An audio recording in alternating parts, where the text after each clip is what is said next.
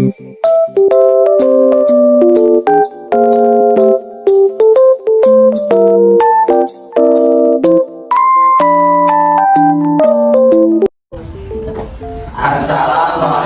warahmatullahi wabarakatuh. Perkenalkan, kami kelompok 4 dari kelas 91 ingin mempresentasikan tugas kelompok Bahasa Indonesia esensi buku non-fiksi dan fiksi. Perkenalkan, nama saya Muhammad Afan Basidika Satria dari kelas 91 nomor absen 12. Saya Muhammad Mardika nomor absen 11. Saya Sangga Ardia Stakita nomor absen 28. Saya Muhammad Ibrahim Salam nomor absen 16. Saya Pratama Emil Maulida nomor absen 25. Saya Muhammad Alfat absen 8. Saya Naura Jana absen 20.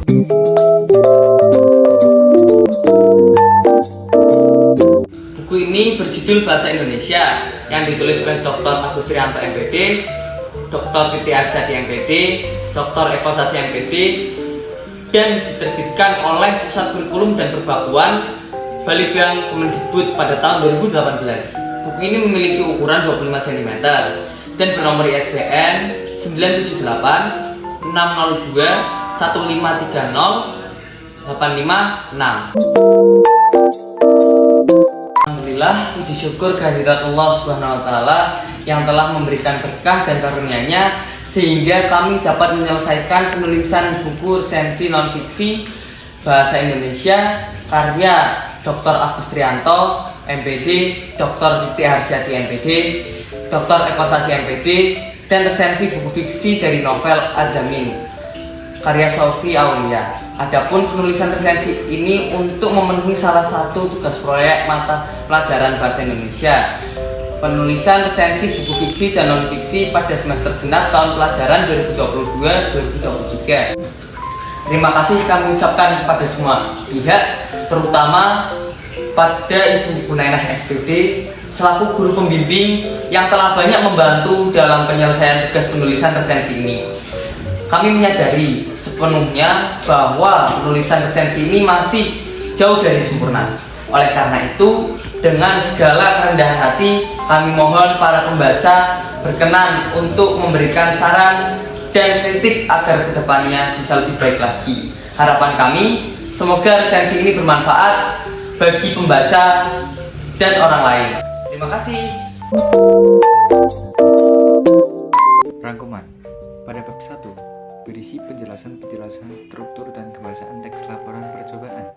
Dalam bab ini disajikan informasi tentang cara menyimpulkan serta bagaimana cara menyajikan teks laporan percobaan dengan baik dan benar. Pada bab 2, para pembaca akan diberikan penjelasan mengenai informasi seperti pengertian dan tujuan membuat pidato persuasif. Disajikan juga cara-cara untuk mempersuasi teks, struktur, kebahasaan, serta bagaimana menyimpulkan hasil identifikasi pidato persuasif secara benar. Pada bab 3, para pembaca akan diberikan materi menyusun cerita pendek. Dalam bab ini terdapat tujuan penulisan dan berbagai macam contoh cerita pendek. Para pembaca juga disuruh untuk menyimpulkan unsur-unsur cerita pendek, memahami struktur serta ciri-ciri kebahasaan teks cerpen seperti orientasi, rangkaian peristiwa, komplikasi, resolusi pada struktur, dan penggunaan majas uraian deskripsi dan lain-lain pada unsur kebahasaannya. Pada bab 4, materi yang dibahas yaitu bagaimana memberi tanggapan dengan santun. Dalam bab ini dihadirkan cara mengidentifikasi, menelaah struktur dan kebahasaan teks tanggapan serta menyimpulkan informasi pada teks tanggapan. Selain berisi bagaimana cara untuk memberi tanggapan, dalam bab ini pembaca juga akan diajarkan cara menguji atau mengkritik pada teks yang diberikan. Pada bab 5 terdapat fungsi dan tujuan dibuatnya teks diskusi. Pada bab ini juga terdapat cara menyimpulkan teks diskusi dan cara menyajikan teks diskusi. Selain itu, pada bab ini pembaca akan diberitahu mengenai struktur teks diskusi. Pada bab 6, materi yang dibahas adalah cara untuk menyusun cerita inspiratif. Bab ini berisi tentang pengertian, tujuan, dan fungsi cerita inspiratif.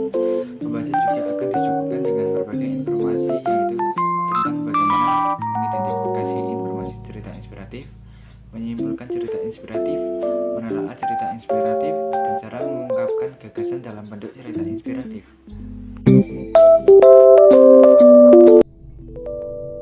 Kelebihan dan kekurangan.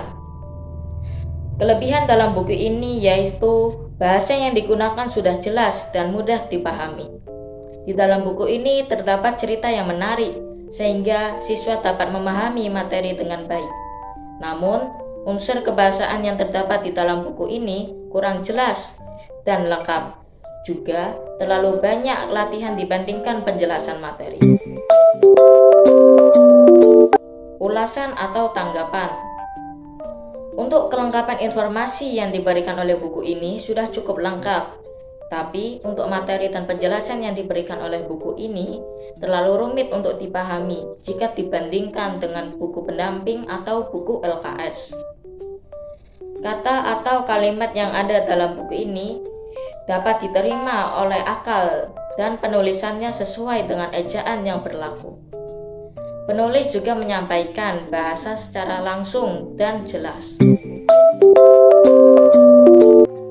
Rekomendasi buku ini dianjurkan untuk para pelajar SMP kelas 9. Identitas buku. Judul buku ini adalah Az-Zamin yang dikarang oleh Sophie Aulia dan diterbitkan oleh PT Bukune Kreatif Cipta pada tahun 2022 dengan ketebalan buku ini yaitu 364 halaman.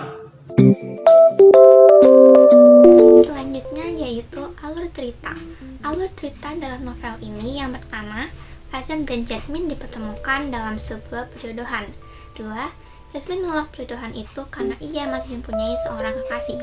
Ketiga, Azam berusaha meluluhkan hati Jasmine. Keempat, Jasmine menyetujui perjodohannya dengan Azam. Kelima, hubungan Jasmine dan kekasihnya pun berakhir. Keenam, Jasmine dan Azam lamaran kemudian menikah. Ketujuh, Azam difitnah berselingkuh dengan teman dekat Jasmine. Dan yang kedelapan, mereka hidup bahagia dan mempunyai seorang anak. Pesan dari novel ini, novel Az-Zamin mengangkat kisah cinta antara dua tokoh yaitu Jasmine dan Azam.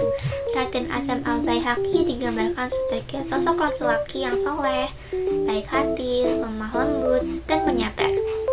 Dia merupakan lulusan pesantren dan Universitas Al-Azhar di Kairo, Mesir yang merupakan universitas Islam tertua di dunia. Dia juga seorang hafiz Quran dan pandai berbahasa Arab yang membuat semua orang kagum akan dirinya. Azam dan Jasmine dipertemukan lewat sebuah perjodohan. Jasmine yang merasa tidak siap dengan perjodohan ini pun menolak lamaran Azam. Alasan ia menolak bukan karena ia tidak suka dengan Azam, melainkan ia merasa tidak pantas disandingkan dengan Azam yang menurut dia adalah laki-laki yang sempurna.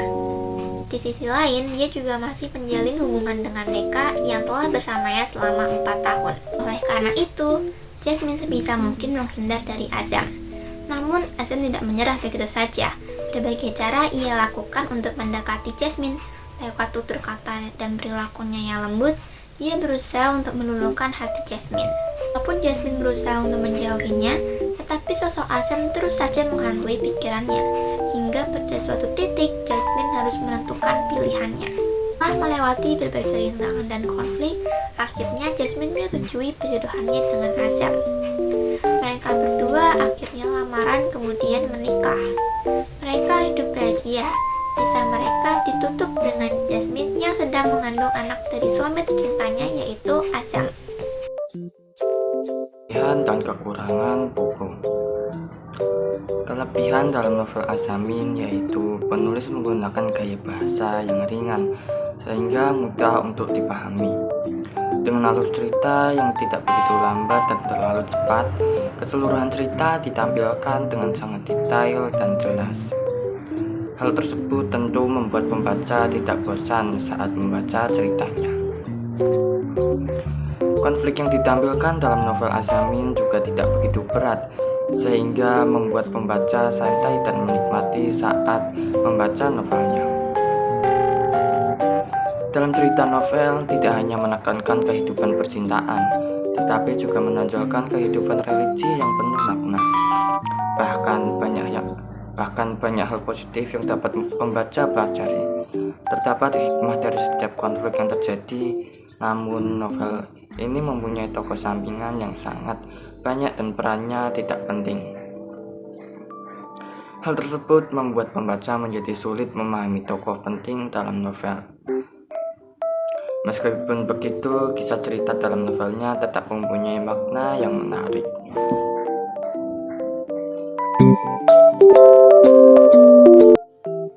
Ulasan atau tanggapan. Novel ini memiliki tema yang sangat menarik, yaitu tentang percintaan. Penulis juga mampu membangun karakter tokoh dengan sangat menarik. Bahkan, penokohannya dapat menjadikan pembaca untuk menjalankan kehidupan dengan lebih baik. Gaya bahasa yang digunakan oleh penulis yaitu pemilihan diksi.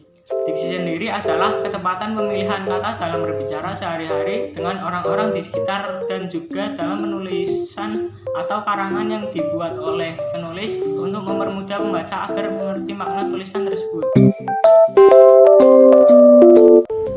Selanjutnya, rekomendasi. Novel ini cocok dibaca untuk anak-anak remaja zaman sekarang, terlebih lagi bagi mereka pengguna sosial media digital. Bagaimana tidak, novel ini diangkat dari sebuah alternatif universe terkenal di Twitter. Sekian presentasi video dari kami.